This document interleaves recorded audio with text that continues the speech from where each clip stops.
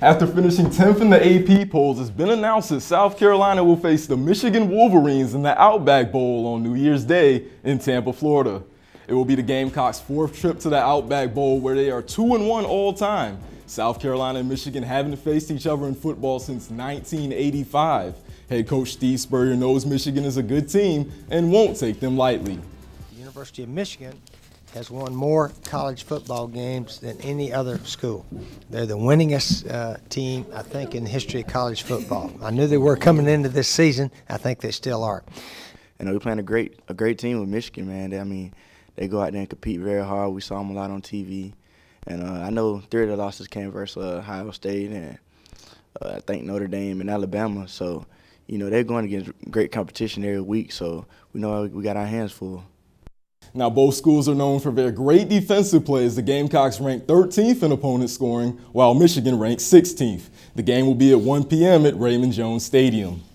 And head coach Steve Spurrier will sign a 2-year contract extension to remain as the Gamecocks head coach through 2017. The deal was approved by USC's Board of Trustees this afternoon. Spurrier has coached the Gamecocks to consecutive 10-plus win seasons, as well as an SEC title. He's the school's all-time leader in wins at 65. And before their bowl game was announced, the football team got a chance to thank Gamecock fans at Colonial Life Arena. At halftime of the Gamecocks basketball game, Spurrier and a few other football players spoke to the crowd and received a great ovation for another successful season. Shaq Wilson, Nick Jones, and Jadeveon Clowney all appeared and celebrated their wins over Clemson and Wofford. Athletics Director Ray Tanner and President Harris Pastides also appeared for the celebration. And just 1 week removed from defeating Clemson in football, the Gamecocks and Tigers took their rivalry to the hardwood Sunday at Colonial Life Arena. It was Bruce Ellington's first home game this season, and he was greeted with a warm ovation from Gamecock fans when entering the game. The Gamecocks trailed Clemson for most of the game, and Ellington's layup here cut the lead to 4 with 4 minutes left in the game. The Tigers did respond, though, as DeMarcus Harrison made his only three-pointer of the game to put the Tigers up by 7. Clemson's defense was able to hold the run off and defeat South Carolina 64-55. Brenton Williams led the Gamecocks with 16 points, while Ellington had 12 points. The team's next game will be Friday against Jacksonville at Colonial Life Arena. And riding an 8-game winning streak, the 24th-ranked Lady Gamecocks were on the road Sunday to face Seton Hall. Led by double-doubles from Alicia Welch and Tiffany Mitchell, South Carolina defeated Seton Hall 55-42.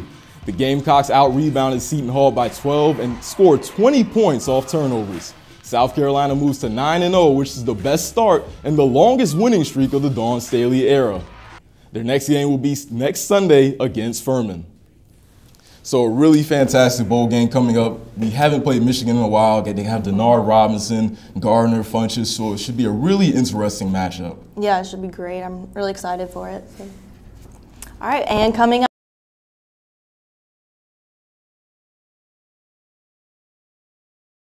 You've probably heard him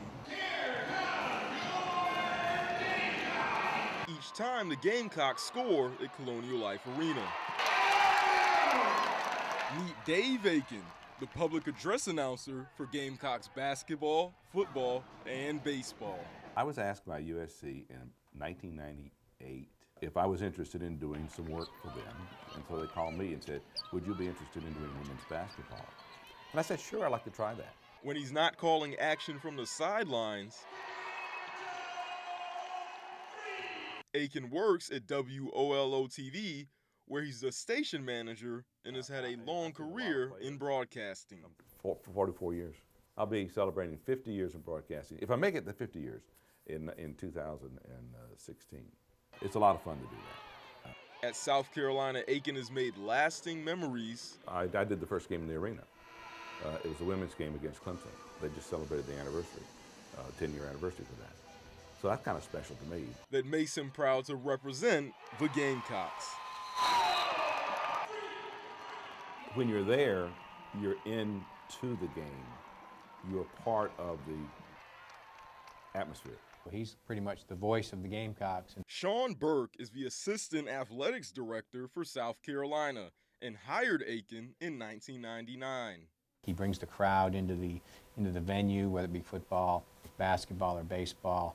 he's very easy to work with. I mean, he's fun to be around. Being the public address announcer is more than just a part-time job for Aiken.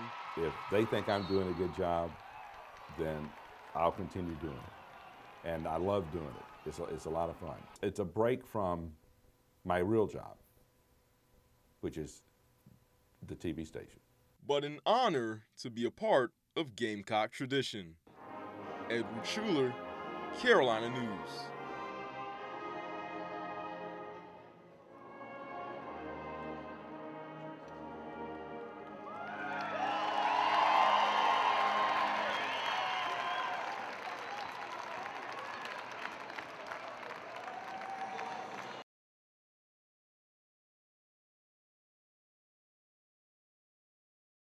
Well, South Carolina made it 4 straight wins over their in-state rival Clemson Saturday. The Gamecocks won 27-17 victory, made it the first time since 1954 that South Carolina has beaten Clemson 4 consecutive times.